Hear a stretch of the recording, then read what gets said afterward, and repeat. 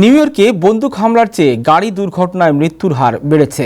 সিটির তথ্য অনুসারে চলতি বছরে এই পর্যন্ত নিউ ইয়র্কের 5 বড়োতে গাড়ি দুর্ঘটনায় 127 জন নিহত হয়েছেন, যেখানে একই সময়ে বন্দুক হামলায় 82 জনের প্রাণহানি ঘটেছে।